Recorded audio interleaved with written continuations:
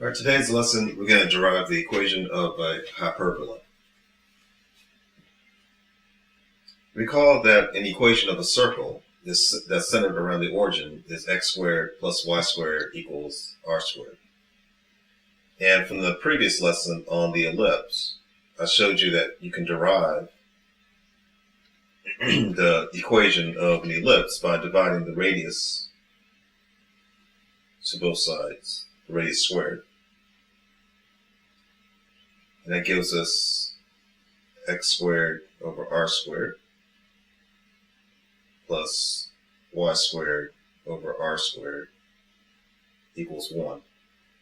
And remember that in the ellipse, the radii may differ, right? Oftentimes they do, where one is larger than the other. So I can write like this. And call this B.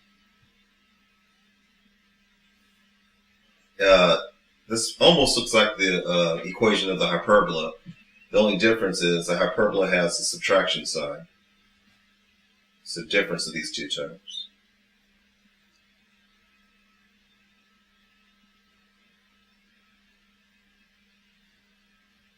This is the equation of the hyperbola.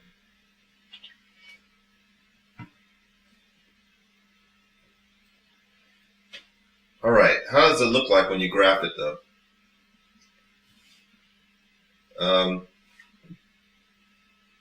These lines here are called asymptotes.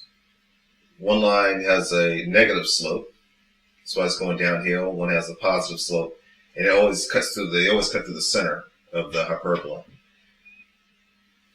And let's say this is the equation.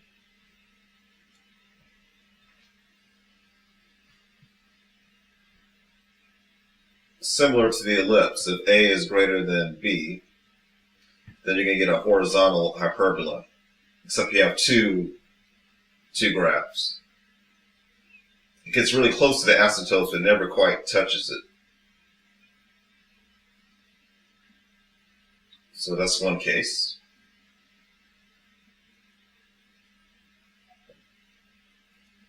And the other,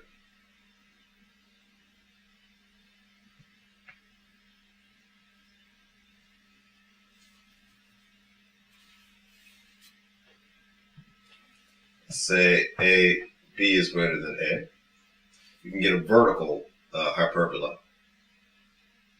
Again, it gets really close to the asymptote, but then it doesn't quite touch it.